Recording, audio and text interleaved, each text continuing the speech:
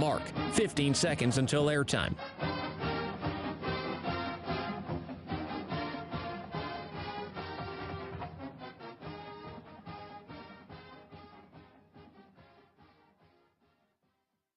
Oregon is going to the Final Four. The following is a Learfield presentation of the Oregon Sports Network. And Oregon is going to play in the national championship game. Welcome to Duck Insider. Man, it feels great to be a Duck. Give it to me, baby. My house. I'm taking it there. Third competitors, they'll want to put the O on. Three, got it! We're going to compete to a standard every day. The Oregon standard. Rebound. Up and in. 1 point more to go. The opportunity to play, put Oregon on your chest, should mean a great deal to you. Unloads on one into left field, back toward the wall. Gone! This program is staged to compete and to win championships. Oregon wins!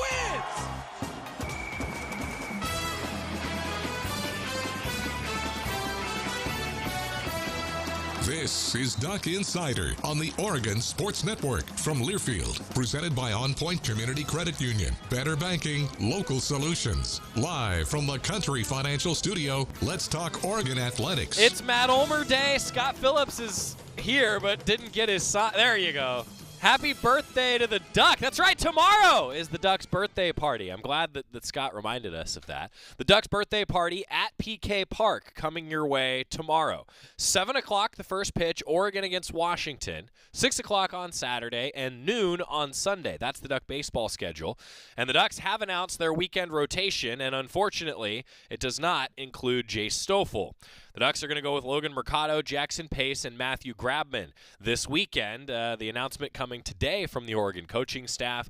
So Jay Stoffel not announced for the weekend rotation. Might be the second straight week the Ducks are without him. Washington, right behind the Ducks in the Pac-12 standings. A critical weekend for Duck baseball in the Pac-12, for hosting a regional, for all these things. And also, it's the Ducks and the Dogs.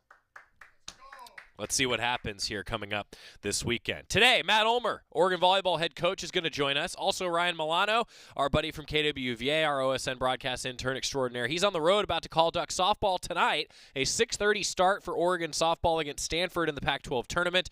Ryan will have the call on KWVA. We're going to talk with him from Arizona in just a little while. And also the Oregon women's golf season came to a close. Updates on that coming up. But first, we continue our conversation with one Mike Jorgensen. Yesterday, we started going position by position through the Oregon football roster as we previewed the fall and looked back on the spring football season. Mike Jorgensen, Jorgie, part 3 of our conversation leads us off today. Let's move back on the defense. Linebackers. I think that's a little bit of a question mark in terms of depth for the team. You talk about moving Jamal Hill into that spot and the way that he's played. Jeffrey Bassa, I think the Duck fans know what he can do, but I think there are some questions for linebacking. Yeah, I mean, the inside linebacker position in particular, just from a depth standpoint, because you think about all the guys that are no longer here. Right. And, you know, I think on that first line with Justin Jacobs, transfer from Iowa, and Jeffrey Bassa and Devin Jackson, we saw really splash on the scene in the spring game. I think he's been steady all spring practice and throughout the spring.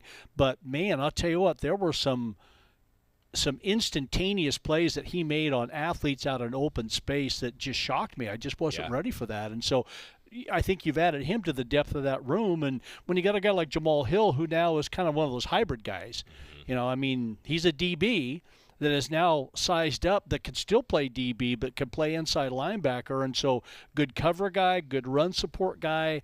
You know, they're going to need the depth at that inside linebacker position because I think the outside guys are really pretty solid. You know, I thought Mace Funa made some nice plays. Yeah, he's just when you have a guy, you're starting to really see the benefit of a guy like Mace Funa to be here as long as he has, because he knows where to be. He knows where to be in the throwing lane. He must have had 3 knockdown passes and almost another pick 6 on the first play of the game in this one, and he just knows where to be when. If you can't get to the quarterback, then you get your hands up, get in the throwing lane, do different things to make a play, and that's a guy I think again who has just took it to another level last year, pretty healthy, and boy, the sky's the limit this year for him. You know, and I look at the outside linebacker spot, and it's interesting because there's so many guys that can kind of move from, especially in today's game, that can kind of move from the traditional outside linebacker to like the edge position, or even guys that are putting their hand down, right, and they're getting into like a DN position. The versatility of a lot of these guys on Oregon's roster as they've settled in with Coach Lanning's defense, I think, is a real benefit to the Ducks. Well, it's interesting. You know, when people talk about defensive lines, I know sometimes people will focus in on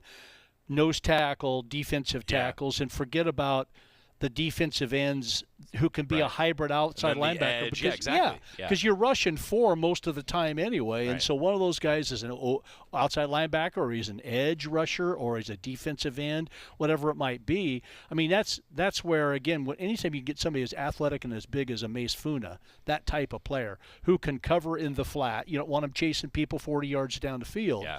But when he can cover a running back within 10 yards of the line of scrimmage and yet can bring the athleticism on the rush, that's exactly what you want. And so sometimes I think of those guys as part of the defensive line. Me too. And yet you look on the roster, they aren't labeled that way. Yeah, me too. You know, I've said before that I think that the tight end position has evolved the most in football in the last 10, 20 years, but I think you could make an argument that sort of edge position, depending on what the defense calls it, that's changed quite a bit. And then a lot of teams that are utilizing like Oregon's star position, a nickel, you know, a 5th DB that's on the field more often, not just in special packages. Like the way that defenses have become more and more multiple, and I think Coach Lanning really embraces that, you know, putting your best 11 on the field where they all fit.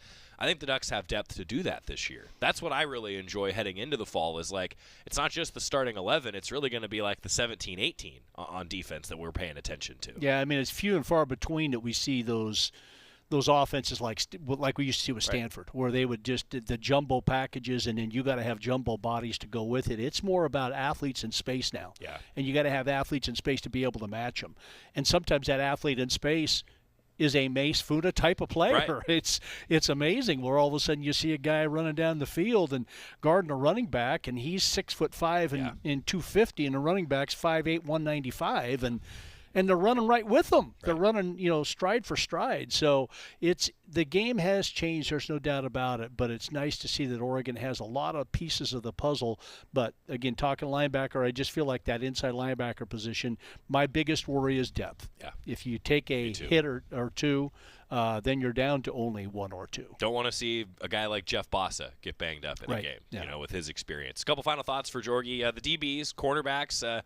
When you're replacing a first-round draft pick, there's going to be some pressure on you at the cornerback position. Also the guys on the back end, the safeties too. What do you think? Well, safeties are better when the defensive line and linebackers are better, so that certainly helps.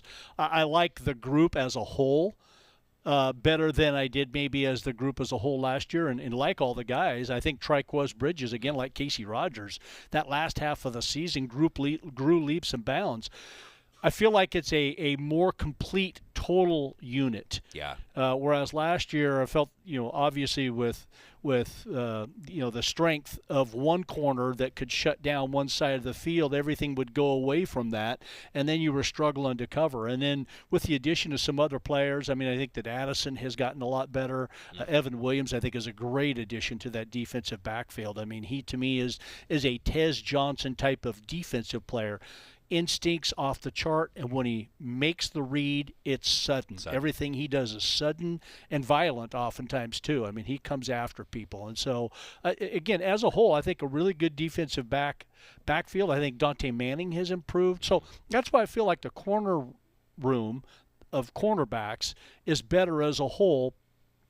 It's a lot of the same guys, but they're just more experienced. They're learning the tricks of the trade, and then guys like Triquez Bridges, who have been around for a little bit, have taken their game. And again, anytime you've got a 6'4" corner, 6'3" or 4 corner like he is, that can play that way. I mean, I think he's that size, right? 6'4", I mean, 6'3". Yeah, 6'3", 6'4". I mean, it's tough for an offensive team with, you know, we're going to see him this year. Yeah. With USC, Washington, anybody else, you're going to see 6'3", 6'4" receivers that are really off the charts too. To have a guy like that be able to defend him really helps. Oh, and then like a Kyrie Jackson, you know, coming in, who's adding depth and who has some similar size. I think about like Tysheem Johnson, who's come into the safety spot. I mean, I think that there is a lot more depth there. And man, I just want to say too, like Christian Gonzalez, even when he played that nickel position against Arizona, because Arizona's best receiver was often in the slot, he was so good there too. Like, that's why that guy's going to be good at the next level, right? Just a lockdown. Yeah. So smooth too. I just loved. I can't wait to watch him play in the NFL. But it was fun for us to be able to watch him play because he was just so smooth. It was fluid. Yeah, really good. Yeah. All right, special teams. What'd you think? I think getting better. I mean, obviously Cam DeLewis. I mean, it's. I love his demeanor and the way that he goes about business, and we saw that last year too, and it just gets better and better. Mr. Consistency, it almost feels like it's automatic from anywhere on the field inside 50 yards. So love that piece of it. And then, Luke Dunn and company from a punting standpoint, it's just consistency with those guys. We've seen the big leg at times, but we've seen the shanks at times. Right. And it's a matter of getting the balance out of high big kicks, high hang time versus, the short kicks, line drive that are returnable. The guys are there. Now they just got to get to work and get consistent. He's Mike Jorgensen. That was the entire Oregon football roster. Hey, right that was there. fun, man. Yeah. Are you ready for this fall? Yeah. This kind of gets me fired up. This is like the appetizer, and then we all take a little vacation in the summer, and then it's like, hey, we're here. Duck Insider will be back July 31st this year, actually, with the way that the calendar works out heading up to that first game. So going to be here before we know it. It's going to be tough, isn't it? A lot of teams in this conference that are really good. This is the year of the quarterback, right? Oh, man. And so thankful that the teams – I mean, I'd rather obviously had not had Caleb Williams and some of those guys stay. I'd rather have them go to the NFL. But at the same time, it's great to see the level of players stay, whether it's at Washington or whether it's USC or Utah or wherever else it might be, to be able to see the level of players that return in this league that we're going to be able to enjoy. And some of them stayed here too, right? I mean, it's just going to be a lot of fun. And, it's going to be tough. It's going to be tough because Oregon, if there's 5 teams that have a chance to win this conference, and there are, Oregon plays, other than Oregon being one of them, they play all 4 of them. Right. And we're going to know. And there's other landmines along the way waiting to jump up and get you. So it's going to be fun. Yeah, who knows? Colorado, the first game at Autzen for Coach Prime. Yeah. First Pac-12 game, actually, for Coach Prime will be at Autzen Stadium. It's going to be fun. Yeah. It's going to be so much fun. Well, I could talk to you for another half hour, but you're probably late for your next meeting, so thanks. Hey, thanks. Mike Jorgensen, Jorgie with us. Always fun to talk football with one Mike Jorgensen, reviewing the spring, looking ahead to the fall, and we're kind of doing that with our next guest because Matt Ulmer is here, the Oregon volleyball head coach. That's coming up on the Oregon Sports Network from Learfield. Summer's here, and with a new Toyota, you can go out and make memories that make summer, summer. Like catching a road game in a RAV4. I got it. Toyota, let's go places. Participating dealers only. Event ends May 31st. Dealer inventory may vary. Hey Duck fans, we're all about protecting our home turf here in Eugene. You should do the same for your home with Country Financial Insurance. Most home insurance doesn't account for inflation, but with Country Financial, yours can. If something happens to your home, make sure you can rebuild the same house in the same place. Call a local representative or 866-COUNTRY and get a solid defense for your home. Home insurance policies issued by Country Mutual Insurance Company, Country Casualty Insurance Company, or Country Preferred Insurance Company, Bloomington, Illinois. Property must meet age and condition requirements, which vary by state. Summer's here, and with a new Toyota, you can go out and make memories that make summer, summer. Like catching a road game in a RAV4. I got it. Toyota, let's go places. Participating dealers only. Event ends May 31st. Dealer inventory may vary. Your daily dose of Oregon athletics. This is Duck Insider from Learfield.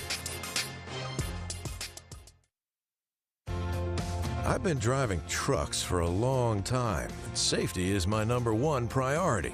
I know that my truck has huge blind spots.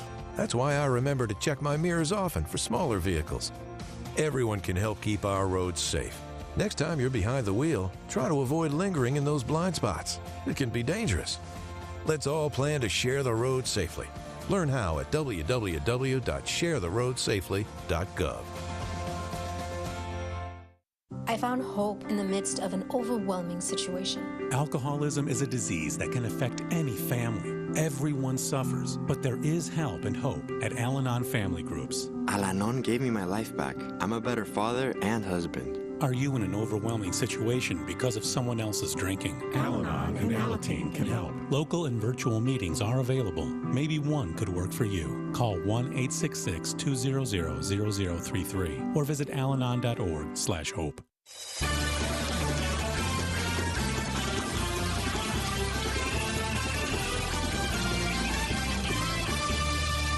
The return of Matt Ulmer. He's here in the Country Financial Studio. It's Duck Insider, presented by OnPoint Community Credit Union. Coach! Yo! How are things? What's up? Oh, like it's good. yesterday. You know? It was like it was yesterday. So easy. Welcome back. How you been? I'm so happy to be here. God. And just see your face. That's nice of you to When was the lie. last time we did this? December. That's the last time he talked to me. That's not true. Time. It's pretty amazing. That's not true. I have text messages to prove it. Is that talking? Answered my own question right there. Is that it? Yeah. I think that is it.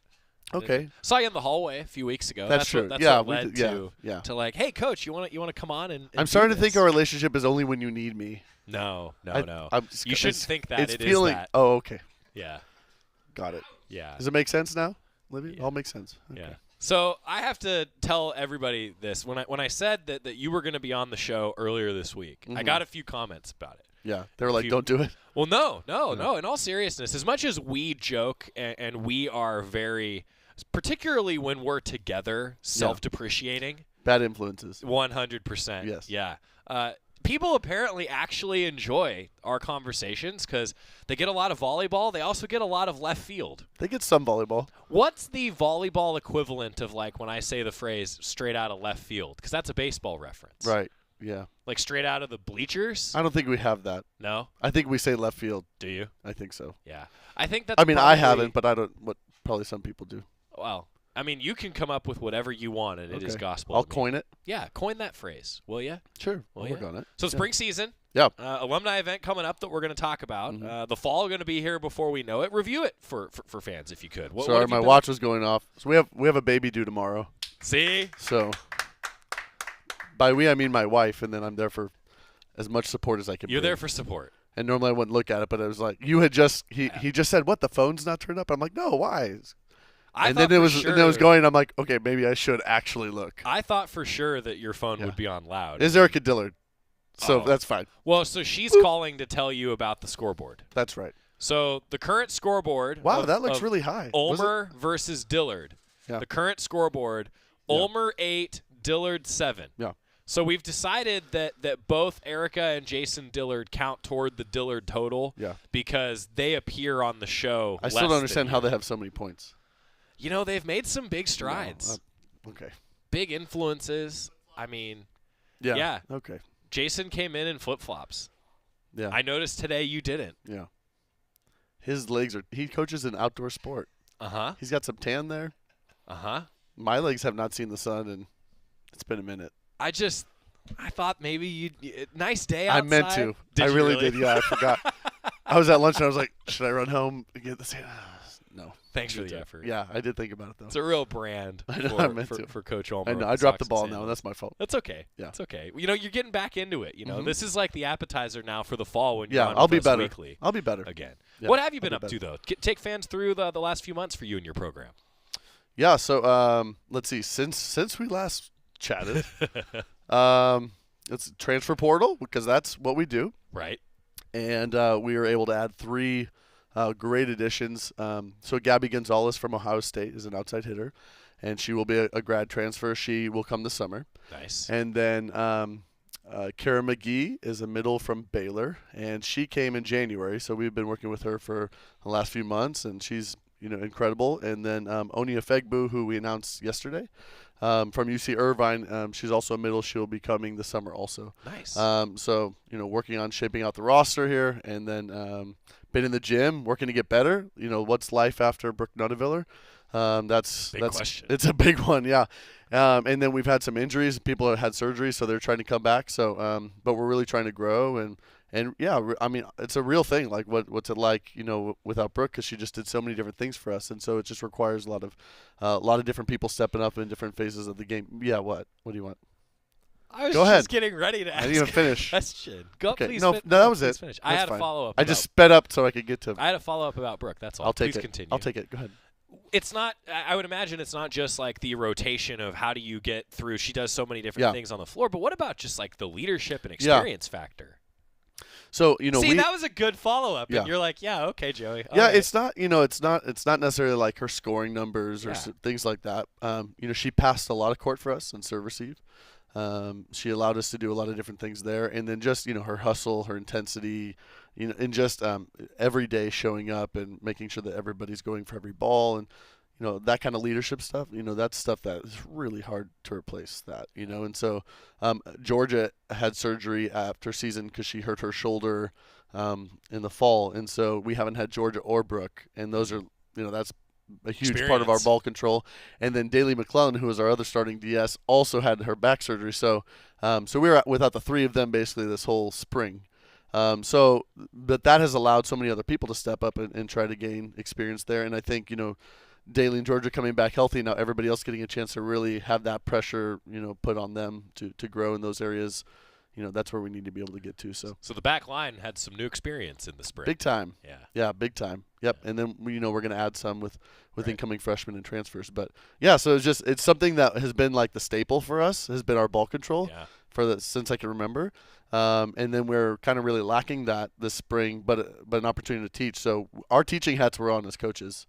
And they still are every day. And it's been great to see how hard everybody's been working, extra reps, coming in early, staying later, watching film, all those things. And they've done it as a group, and I'm really proud of them. Remind us, at this time in the season, you get a few spring exhibitions, for lack of a better phrase. How much time did you want the student athletes to spend away from the sport over the last few months, and then how much can you, I guess, is the right way to ask this question, focus on certain things with them in the gym in the spring? Yeah, so when we came back in the winter, we were in our 8-hour segment, so we only had 4 hours of volleyball. So 4 days a week, 1 hour. So you were going through withdrawals? It was fine. Oh, okay. But yeah, you're not doing as much, but it's good for them. But it's like private lessons almost, and it's just really broken down and kind of really kind of tedious and detailed, which I like that.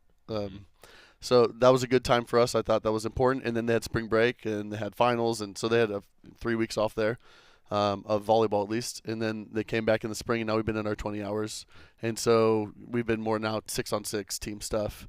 And then we had a couple scrimmages, and now we're going to have an alumni gathering match in 2 weeks on the 21st. Tell us about that. Yeah, so the 21st, Sunday the 21st at 3:30 p.m. at Matthew Knight Arena. On the main floor, we're going to play some alumni, and it's quite the group. Yeah. Yeah, so we could put a whole team out there of current pro players. Wow. Yeah, all the positions and everything. And then Elena Bergsma is going to join us, who's the 2012 National Player of the Year. Lauren Plum is going to come back and play. And there's a bunch of others. I just don't know who's actually going to play. But there's going to be a lot. There might be a lot of serving subs. People might agree to serve a couple points. But sure. Yeah, I think at this point we have almost 30 alumni that are going to come back for it. Wow. That's so really great. neat. So we have 9 current pro Ducks, and 7 of them are going to be there. Cool. Playing. And so it's pretty, including Brooke and Gloria, and it's going to be their senior celebration weekend. We'll have our banquet. Cool. So the 2 of them will be back. But that's great. Yeah, we're looking forward to that. So alumni is always fun because it's like a reunion, and I said this a few weeks ago. I love the fact that Coach Lanning has made the Oregon football spring game a reunion. Yes. You've always done this. There's always been some alumni come back and connect to the program. Why is that so important to you? It's like why do you want to mentor? Right. I think it's important to use somebody's experience to help you figure out your life, people that have been there before. And in our case, we have a lot that have just been there, So, and the people before them were great mentors to them, and now can they just keep returning the favor? And hopefully we just have the cycle going forward. And then in the pro case, they all lean on each other for professional experience. And again, we don't have it. It's not, we're not in our country yet. It's getting better. Pro league, so you got to figure out. You want to know people that know what are the leagues you want to be in, and what are the agents you want to talk to, and what's it like, the places to go, and what's it's like. All that kind of stuff. We don't have a lot of answers with that, so you want to really rely on each other. And so, luckily, we have a really good alumni network, where we can do that. And everybody, I love that they all want to come back. I tell our players all the time, at the end of the day, what I hope the most is that you want to come back. And the fact that they do makes me feel really good. That's awesome. Matt Ulmer joining us, Oregon volleyball head coach. So on the 21st. Matthew Knight Arena, 3:30, main floor, alumni exhibition. Yeah. So you just eliminate all the substitution rules, right? So that they can do sub as they need. Yeah. Right. But you want to win. We'll probably mix them in and out. So we only have we have 2 outsides right now in the spring because Sophie Gregoire came in early so she's a senior in high school but came early. And then Mimi Collier, but Mimi is going to be with Team USA. So she's so she got selected to be with the Pan Am group, and so she leaves Sunday for that, and she shouldn't be back for that match. So we'd only have 1 left. So we might just mix everybody in and out, and I think that'll be cool for them to be able to learn a lot on the fly with the pros and listen to how they talk and all those types of things. I was just going to say, like, what an experience that is. Like, you're, playing collegiately, but then you're getting the reps with a professional who's getting paid to do this. That's the dream for everybody, isn't it? The other piece is I think all the current players, they'll hear stories about the older players, and so I think they get to meet them, and that's pretty neat too. That's so they have a name face with a name. That's really cool. Well, I got to ask you about Mimi Collier. How cool of a deal is that? How hard of a deal is that to get on that roster? It's a stacked group. I think it's a great lineup. She deserves to be in that group. So I'm excited for. She's worked really hard. Again, we didn't use a bunch of her ball control in the fall because we really need her to score more for us on offense. So we tried to put her in better positions to do that, and that worked out well. She did an amazing job for us there. So now just becoming more of a well-rounded volleyball player has been the focus over the last few months, and so I'm excited for her to go do that at a really high level, and we'll see kind of where she's at and where she needs to continue to grow. And I just hope she just goes and competes. Well, shoot, you get to represent your country. That's what an awesome international experience. Like, you talk about the value of playing with some pros. What about the value of playing for a Team USA like that against international competition? Yeah, I think with her too. Like, she grew up trying to make these teams. Yeah, and she hadn't had that experience yet. So I think now people are starting to realize that she's pretty good. That's awesome. And that she should be in that gym, and that what her value is. And so we'll see. I think she's gaining confidence. I think she's starting to think that she can play volleyball okay. Yeah. She can. Yeah. But they don't always people don't always think that, even though it looks kind of obvious to us. Maybe not everybody gets that. So it's just been cool to see her being rewarded for all of her hard work. It's really interesting you say that. Like, in the age that we're in now, I think fans can connect to student athletes more so than they've ever been able to with social media and everyone's brand, and we all talk about how powerful that is, particularly in athletics. How do you coach that in today's world? Like, if you have some players maybe that are overconfident, but then others, like in Mimi's case, it sounds like, hey, you are really good. Like, bolster the confidence. How do you handle that with a team as a coach? I think it's difficult. The difference from the men's side to the women's side, at least in my experience, I felt like every male player I ever played with thought that they were the best one out there, and I think a lot of the women think the opposite. They think they're not good enough to even be here. So it's just reminding them. Just had a conversation the other day with one of our players, like, I recruited you here for a reason. You're here for a reason. It's because you're good enough and all this thing. So it's a lot more of lifting up, which I prefer that than trying to beat them down. Yeah. But no, then I think when you have competition in your gym, it's going to make you doubt yourself, because everybody's good all the time. If you're a really good offensive player, but you're playing one of the best defenses also in your practice gym, then you're not going to get as rewarded. So then when we go play, a spring match against somebody else, you'll kind of see, oh wait, I can do this. I can still do this, But in our gym, if we're going to be really good, it should be really tough every day. Right. Yeah. Matt Ulmer, Oregon volleyball head coach. Can you hang out one more segment? I think I can. Nice. Yeah. 2 segments. Hopefully there'll be some good questions then, right?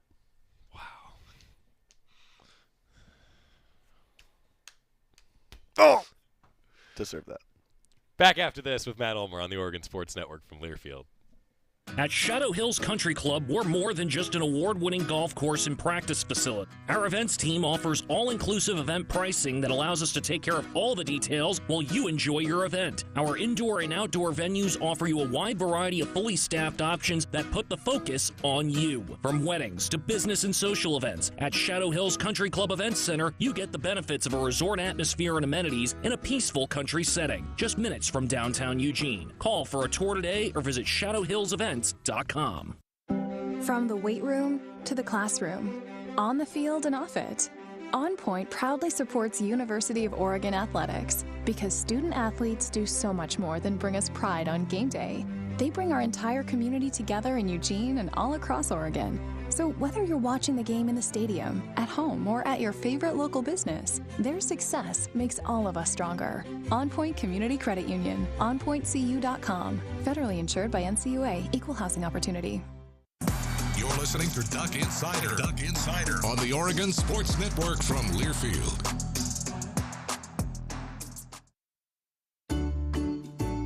Medicaid and CHIP offer free or low-cost health coverage for children and teens. Hospital and doctor visits, prescriptions, shots, and more are covered. That's peace of mind for parents if a child is sick or gets injured. And parents may now be eligible for Medicaid too, even if they've applied in the past. Enrollment is always open. Visit insurekidsnow.gov or call 1-877-KIDS-NOW. Paid for by the U.S. Department of Health and Human Services. The United States Deputy Sheriff's Association is a national nonprofit and the largest non-governmental provider of services to law enforcement. The USDSA assists city, county, state, and federal agencies with free safety equipment donations and officer survival training, along with cash donations to families of law enforcement officers who perish in the line of duty, college scholarships for the children of law enforcement, a citizen awareness program, and more. For more information on the USDSA and how you can help, visit usdeputy.org.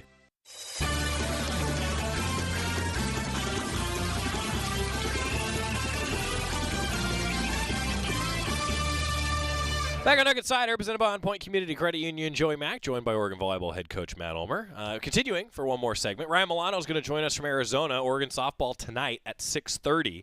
The Ducks taking on the Stanford Cardinal to open up the Pac-12 tournament. Opening rounds going on now if you're live with us in the 1 o'clock hour, and then we've got some big-time softball tonight. We also have a big-time investigative question that I need to ask you. So I this week on Duck Insider, I had to really do some investigative reporting here.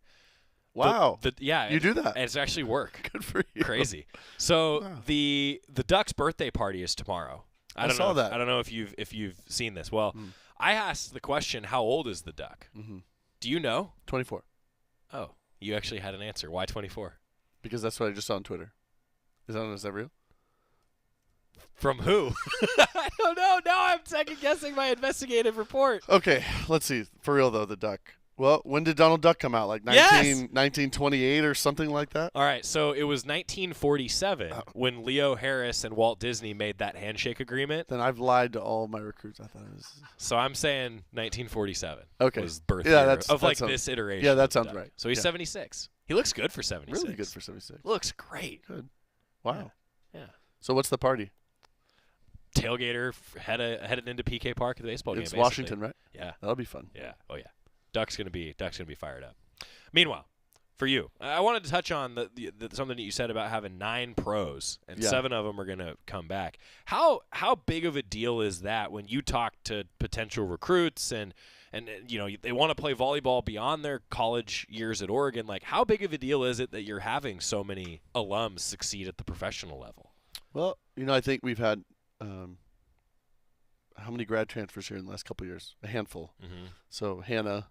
And then now Kara, Gabby, and Oni, and that was all a big deal to them, right, is that they all want to play after college, and so they wanted to get a really great experience to get ready for that. So I would say that was I would assume that was a really big part of their decision to come to Oregon, you know, as the success we're having in developing players. I think one of the things that is really neat is there's a lot of volleyball players that go out and they play like one season and then they're done. Yeah. Because they're not ready for that experience, or it's not, I don't know if they love it enough or they just, you know, being overseas. But I think our pro players, they're lasting. You know, they're doing multiple seasons. The new U.S. leagues are going to be really helpful. I think a lot of people will play longer, so that's one thing. But I think it's been neat to see like the passion for the game, you know, being sustained by our alumni. And so hopefully we're doing something where they really still love playing volleyball once they leave. Yeah, that's awesome. Yeah. Now, this year's team, a lot of people have been asking me about how the roster is shaped up. You touched on it a little bit. Break it down if you could. How do you like the way your roster is shaping up heading into the fall when you've got that full roster? Yeah, as of now, we're going to have 19 on our roster, which the most we've ever had was 16 or 17. Normally we have like 15. So this is a big group for us. Yeah. This is kind of where like the COVID year is coming to the end, like that extra year that you got from the COVID 2020 season. And so we will have 8 players on our team that are 22 or older. Wow. We'll have 2 23-year-olds, 2 60-years, Carson and Hannah. Experience. Yeah, a lot of experience. And again, I think almost all of them, maybe 1 or 2 of them are going to go do a different grad degree or something like that, but everybody else wants to go play pro. So we'll probably have like another 6 or so after this next season. Nice. So you have like a whole team that's that old, and then they're all going to leave like after fall. So then it's So then it's going to be a huge transition. So it reminds me of like 2018 season going to 2019 season, where we went Elite Eight and then we went really young. We had some injuries that pushed that also, but we became a really young team. And so trying to learn how to handle that better. So we'll have 7 freshmen coming in. So again, that's a big group that's ready to go, big class. And it's a really talented, one of the top recruiting classes in the country. So they'll be great. But trying to figure out how to squeeze in some age, some maturity in there. So we've had a few graduate transfers or other transfers that are coming in that are going to help us, I think, be a little bit older. And so it's not just Colby and Mimi and Daly and Maya right now. Those are the only non-freshmen or supers. Wow. So trying to give us a little bit of cushion in there. So that's why the roster is a little bit bigger, because you're just going to have this switch really quick. And so trying not to just be left with a lot of freshmen as we move forward. It's tougher and tougher, I feel like, for coaches in the transfer portal era, too. Like, you can plan ahead, but it could change. I mean, how difficult's that been from roster management and trying to check some of the boxes you just touched on? Yeah, I mean, we had 5 players transfer out, and some of them would have been in those years. Yeah. So then it's like, okay, well, now how do you fill it in? You want to go get the best players you can get, but that doesn't mean they're going to be that same age group, right? So I think you're trying to just, you're trying to keep your level as high as it can be and trying to find the right fits the best you can. That doesn't always mean it's going to be the right age. So some people might have to redshirt. Some people, might be counted on. I mean, it'll kind of be all over, but you're doing your best to balance that. But it's for sure a challenge, and it's going to require the group understanding like we're doing what's best for the program and also for you. So we're trying to do it all, but it's not easy. You've touched on this before, that and I know you believe in the value of a redshirt year too, right? Like that's got to be part of a conversation with a roster this size, I'd imagine. Yeah, I mean, I think our gym looks really good right now, and again, we have a lot of people that wouldn't normally be here. Right. But they have that extra year. So, I think if you ask them, like, their life is pretty good right now, because they've, when you're coming out of high school, it's like you're trying to figure out just day-to-day living. Right. How you're going to eat, how you're going to wash your clothes, how you're going to, all that stuff. The essentials. Yeah, the things that are important. So volleyball, you're probably not playing your best volleyball yet. So I think when you get to 22 as opposed to 18, like, you're just a completely different human being. So I think if you can, sometimes we can, sometimes we can't. Like, Mimi needed to play last year. Could she have, used a red shirt? Sure, but, we had a team around her that allowed her to kind of maybe hide some of the things that she wasn't as confident in and could push the things that she was, and that was great, but that's not always the case. Right. Matt Ulmer, a couple final thoughts. The schedule for the fall, after alumni event on the 21st at Matthew Knight Arena, then the summer, and then suddenly it's fall season. Take us through it. Yeah, it's going to come fast. So we'll have our green and yellow scrimmage, and then we'll do an exhibition match at home against Portland State in August, and then we're going to be on the road for the preseason. So, this group, again, they have high expectations. They have big goals, and so we played at Louisville for the 3rd and 4th rounds. One of our goals is to play at Matthew Knight Arena for 3rd and 4th rounds, and we want to have the home court advantage and, all the fans, making an impact. So for us to get to the Final Four. So because of that, because of how RPI works, in order for you to get a top 4 seed, that means we have to schedule really, really strong. Yeah. And that means we can't always get teams to come here, that we need to play in order to get that schedule. So, so we're on the road, and we're gonna start out in Hawaii, and I think we'll play 3 tournament teams there in Northwestern, San Diego, and Hawaii, and then I've been trying for 4 years to get us to go to San Diego to take Morgan Lewis home, and then Colby Neal, and then Noemi Glover, who comes in. And so we're going to go to San Diego State, and we'll play them in Pepperdine, Santa Barbara. And then we play at Stanford against Ohio State and Minnesota. And then we're going to go to Pittsburgh, and we play Pittsburgh and James Madison, and then we stop at Marquette on our way home. You scheduled up. Yeah, it's a tough schedule. So I think 5 of the top 13 teams last year. Wow. And then 8 tournament teams, and I think it could be more this year. Could be, yeah. So it's a tough schedule, but I think it's where we are and what we need to do. I think we need to test ourselves, and again, we talked about it last year at this time. Like, we needed to go east and get on the time zone and be in an uncomfortable environment, and that's for sure going to be the case. We didn't handle it. We played well at Louisville, against Nebraska and Louisville, but we still didn't serve great, and I thought that was still the difference from us playing another weekend or not. So we just need to keep going and putting ourselves in tough environments and making us uncomfortable and seeing if we can just be a little bit more mature in that. Awesome. Well, it's been great catching up with you. Yeah, thanks. Best of luck with the new addition to the Ulmer clan. Let's go. Yeah. Baby boy comes tomorrow. Thanks for being here. Thank you. Appreciate it, buddy. If I don't see you, enjoy the time with the new addition. Thank you. Best of luck. Thanks. And, God, we'll see you in August, I guess. I'm ready for it. Okay. Let's do it. All right. Did we miss anything? Anything else fans should know? Tell your wife I say hi. I will. You're so lucky. My God. Have no idea. We talked a lot of volleyball today. I thought that was It's been a while. I thought it was a good interview. Okay. We'll see what everybody else thinks. Wow. Missed you. Miss you too, buddy. Thanks. He's Matt Ulmer, Oregon volleyball head coach, and he's very off-brand today because he's wearing shoes. It's just the truth. When we come back, a little softball preview. Ryan Milano is going to join us from the road before Oregon softball plays Stanford tonight. Keep it here on the Oregon Sports Network from Learfield. Love you.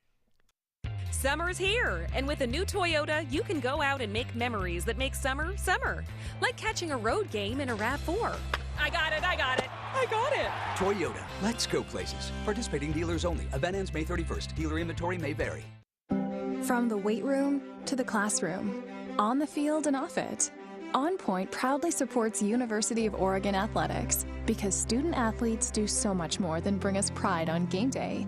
They bring our entire community together in Eugene and all across Oregon. So whether you're watching the game in the stadium, at home, or at your favorite local business, their success makes all of us stronger. OnPoint Community Credit Union, onpointcu.com. Federally insured by NCUA, Equal Housing Opportunity. Summer's here, and with a new Toyota, you can go out and make memories that make summer, summer. Like catching a road game in a RAV4. I got it. Toyota, let's go places. Participating dealers only. Event ends May 31st. Dealer inventory may vary.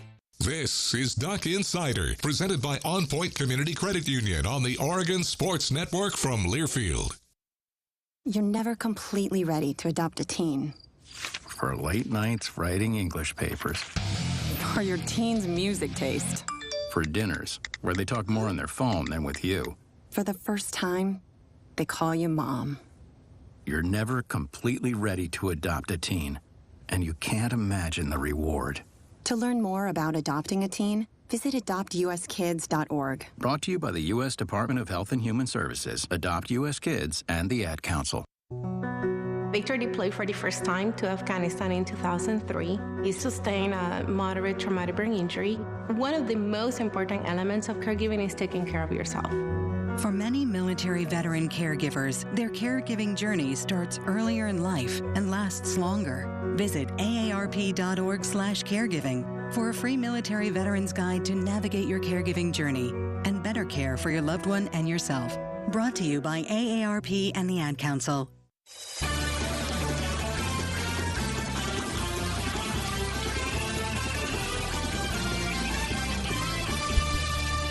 Back on Duck Insider, presented by OnPoint Community Credit Union. Joey Mack in the Country Financial Studio. And joining us remotely, it's the voice of the Oregon softball team, Ryan Milano. He's with us on the floating head television over here. We went from Matt Ulmer to Ryan Milano in just seamless fashion. Ryan, how's it going out there in Arizona?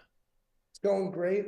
Hot. I've already gotten my lips chapped, my sunburn in, but, we're feeling good. Already gotten my lips chapped and my sunburn in. That's great. All right, Ryan, tell us a little bit about the tournament so far. We've been watching Washington, if you're live with us right now, up 1-0 in the bottom of the third. I like the way that the bracket formats, Ryan. I think for the inaugural Pac-12 tournament in softball, it makes it a lot of fun. Your thoughts? I agree. I think that it's a great test run. I like the single elimination. I think it's a really good bearing for how to move forward. I know with baseball, there's been a few changes from the inaugural last year into this year. I think with this single elimination bracket, make it quick, make it a weekend, emphasize wins. I think that those are really important. So I really do like the way that this tournament is formatted. It's a little bit of a new season. We were talking with Coach Lombardi about that earlier on the show this week, Ryan. I don't know.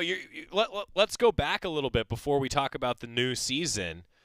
How do you break down the Oregon softball season so far? You've been on the call for all but, 4 games this entire season. How do you break down their year? Yeah, well, the entire team all year long has been postseason mentality. Well, it's postseason now. It's time to continue to have the same mentality that you've had for the entire year now into postseason play. And I think this is a successful season for the Ducks in the regular season. I think it's probably the most successful season under Melissa Lombardi as things continue to move in an upward trajectory in her tenure as the coach of the Ducks. So I do think that this regular season especially in conference play, has been a really big positive point for Oregon, where the Ducks have been able to get wins, go on streaks, beat good teams, and be competitive in almost every single game that they've played this year. Yeah. Ryan Milano joining us on the call, 6:30 tonight, Oregon and Stanford in the Pac-12 tournament. He'll be on the call on KWVA, student radio station 88.1 here at the University of Oregon. Ryan, Allie Bunker, you have seen the majority of her career. I ran through all of the numbers and accolades on the show yesterday and on Tuesday, an all-conference honoree, making history in that regard. Break down Allie Bunker for us. How special of a player are we watching towards the end of her career right now? Yeah, it just feels like every week there's a new record for Allie Bunker. She's setting a new top 10 list. She's joining a new top 10 record book. She's one of the best and most consistent players in the Pac-12. And in the California weekend just 2 weeks ago, she won her first ever Pac-12 Player of the Week honor. It was crazy to me because she's been such a mainstay in this conference for such a long time. She's just the modicum of consistency for this entire conference, and she deserves to be Pac-12 first team. She got that honor this weekend. That's just who Allie Bunker is. She is one of the pinnacles of this era of Oregon softball, and she's one of the better players this program's ever seen. You know, we talk a lot about offense, I think, in the diamond sports, and then a lot about pitching, and sometimes defense is always the third thing in a sentence. Her defense has been stellar. Paige Snicki and her up the middle have been great. How big of a key is that in postseason play, Ryan, the fact that Oregon's defense has been so good? Oh, it's absolutely key. That is exactly what Oregon needs to do to help out the pitching staff. It's a pitching staff in Oregon that generally pitches to contact. And Oregon's had success doing that because their defense behind them is so stout defensively. And in game one against Utah, it was a loss for the Ducks, but there were three absolutely stellar plays. Hannah Delgado, Paige Snicki, Kai Lushar, and Allie Bunker over at second base makes the hard ones look easy. It's great defense across the board at all 9 positions for the Ducks, and it's been a big separator for Oregon this year. Ryan Milano joining us. Pregame starts when on KWVA? Pregame should start about 10 minutes before first pitch. So we're looking at 6:20. It depends how things are going to shake out with the other games, but we're aiming for 6:20. Yeah, I would imagine in the softball tournament, for the most part, they like to stick into that 2-hour window. So 6:30 is the scheduled first pitch time. So now I mentioned like it's new season, Ryan. Like for you, keys to success, let's go first in the Pac-12 tournament, and then maybe they're the same keys, maybe they're different for the entire postseason as you get into regional, super regional, World Series play. What do you think? Keys to success in the postseason? Yeah, I have 2 postseason keys to success, and I think they both work for Pac-12 and regional. First of which is the 13-game winning streak that Oregon went on before last weekend was really propelled by the middle of the order getting on base and being the real pass the bat type of style where it seemed like no one in the Oregon lineup could get out from 1 through 9 through that entire streak. That went away a little bit last weekend. Getting back to that, I think, is a big key, and that's a way to have postseason success. And then the pitching staff. This is a pitching staff that goes 3 deep. Stevie Hansen, Morgan Scott, Reagan Breedlove, they've all pitched a pretty even amount of innings, especially over the last month and a half. Utilizing all 3 of them to their 3 strengths because they're similar pitchers in that they all generally pitch to contact, but they all have different styles. So I feel like utilizing each one of those 3 pitchers to the best of their ability is going to be another big key to have postseason success moving forward. Following up on that, Reagan Breedlove, 4 earned runs in her last 27 innings of work. Safe to say peaking at the right time? Absolutely. Reagan Breedlove has really propelled herself, came into conference season as sort of the third banana of this pitching staff. She is every bit of a 1A, 1B, 1C that this entire pitching staff is able to walk out. And what she does so well is she's a down ball, drop ball pitcher, trusts her defense. And with a defense like Oregon, who leads the Pac-12 in double plays, who has made tremendous plays in the outfield all year long, keeping the ball in the park, which is going to be of paramount importance here in Tucson, where the ball just flies. Last I checked, the wind was blowing out to the outfield. I think Reagan Breedlove, especially in the Pac-12 tournament, is going to be a huge key. And you're right, she is peaking at the right time. Ryan Milano joining us. He'll have the call tonight. Oregon softball in the Pac-12 tournament against Stanford. What is the ballpark like, Ryan? It's going to be dry. There's going to be a lot of home runs. Last year when Oregon played Arizona in Tucson, there were 18 combined home runs in the series. The ball's going to fly.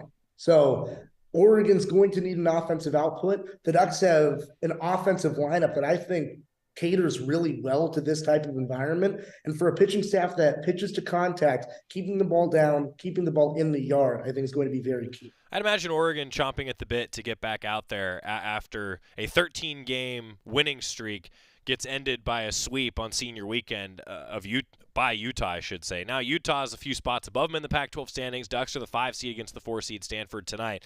All that in mind, Ryan, what's the breakdown of the postseason outlook? I mean, you're into the nitty-gritty reports just like I am. What's your thought? I mean, you want to win the game because it's a chance to win the conference title first against Stanford tonight, but beyond that, give fans the update. What's it going to take in Tucson for the Ducks to maybe be hosting some games at Jane Sanders Stadium next weekend? Yeah, you've got to win. Right now, if Oregon drops the game against Stanford, who is a top 10 team in the country, regarded very high in the RPI, then I'm going to be watching on Selection Sunday for whether Oregon's going to host or not. If the Ducks get past Stanford, then I feel pretty good about the Ducks hosting chances. If Oregon gets past Stanford and what potentially would probably be UCLA in round 2, then I feel really good about Oregon's hosting chances. I think the Ducks are firmly right on that bubble. And right now, if they're not the 16th team, then they're the 17th team. And it is really splitting hairs between the 15th best team in the country and the 18th or 19th best team in the country for who those last 2 or 3 hosting spots are going to be. And if you go and win the whole Pac-12 tournament, then I don't think we're having a conversation. Feeling great. Yeah, feeling really good with a few wins over some big-time teams like that. All right, lastly, I want to leave you with this because I've looked at a lot of the numbers, as I'm sure that you have. Kai Luchar, since coming back for Oregon's offense, I mean, you talk about what she's done. The mic'd up at practice with her was great. Encourage fans to check it out. If you missed it on the show yesterday, it's on the Oregon Softball social media. What has she done to help spark the offense, and maybe how big of a key is that moving forward? Allie Bunker and Tara McGowan are having 2 of the best single-season RBI seasons in Oregon history. And the reason for that, and the reason their RBIs have taken an uptick since the start of April, is because Kai Luchar's at the top of the lineup in front of them. Luchar gets on base at a clip around 550 since she's been in the lineup. So she gets on base. She leaves it open for the entire rest of the team to drive her in. She's a run-scoring machine. It lengthens the lineup. It helps out the boppers in the middle who are going to drive her in. She is a huge X factor, and it's almost not like she is an X factor because she's so consistent. She's just getting on almost every single time. So she completely changes the look of this lineup and allows a lot more run production for the Ducks. Ryan Milano, voice of Oregon softball, sports director at KWVA, also the OSN broadcast intern extraordinaire. Ryan's got the call tonight, 6:30, the scheduled first pitch, Oregon, Stanford, Pac-12 softball tournament. Ryan, travel safe. Don't get sunburned. Thanks, buddy. Appreciate it. Too late on the second one. Already done it. Ryan Milano. When we come back, Oregon women's golf season, unfortunately coming to a close. We'll give you some updates on that. Look ahead to their future next on the Oregon Sports Network from Learfield. From the weight room to the classroom, on the field and off it, OnPoint proudly supports University of Oregon athletics because student athletes do so much more than bring us pride on game day. They bring our entire community together in Eugene and all across Oregon. So whether you're watching the game in the stadium, at home, or at your favorite local business, their success makes all of us stronger. OnPoint Community Credit Union, onpointcu.com. Federally insured by NCUA, Equal Housing Opportunity. At Shadow Hills Country Club, we're more than just an award-winning golf course and practice facility. Our events team offers all-inclusive event pricing that allows us to take care of all the details while you enjoy your event. Our indoor and outdoor venues offer you a wide variety of fully staffed options that put the focus on you. From weddings to business and social events, at Shadow Hills Country Club Events Center, you get the benefits of a resort atmosphere and amenities in a peaceful country setting, just minutes from downtown Eugene. Call for a tour today or visit shadowhillsevents.com. More Duck Insider coming up on the Oregon Sports Network from Learfield. When you're high, you feel different. You think different, you talk different, you draw different, you listen to music different, but you probably knew that. Problem is, you also drive different, and not in a good way. That's why driving high is illegal everywhere. So if you're high, just don't drive. Make a plan to get a sober ride. Because if you feel different, you drive different. Brought to you by NHTSA and the Ad Council. To protect his home and family from disaster, Steve used courage, wisdom, and his camera phone. That should do it. Way to go, Steve!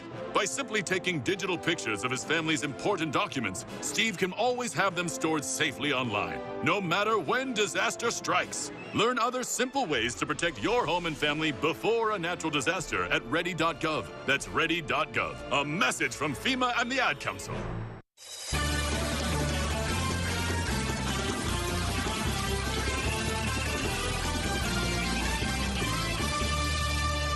Back on Duck Insider, presented by OnPoint Community Credit Union. Joey Mack with you in the Country Financial Studio. Oregon women's golf, the season came to a close on Wednesday with a 10th place finish at the NCAA Westfield Regional at the club at Chatham Hills. Number 8 Ducks produced their best round of the week at an even par 288. It was fueled by a stellar 6 under by Cynthia Liu, but were unable to make up the deficit from the previous 2 rounds. And again, the number 8 team in the country ended up at 10th in their regional out of 12 teams. And so, as you can imagine, Coach Radley said, disappointed to see our season come to an end and not have the opportunity to go play for the NCAA championship. It was a tough week for us, but we never stopped fighting and never gave up. I'm extremely proud of all the hard work they put in this season and am thankful for the dedication they've shown to each other and to our program. Now, Lou was phenomenal from start to finish. That's the real bright spot of the ending of this season. She was outstanding with that 66. A bogey at number 16, bounced right back with a birdie.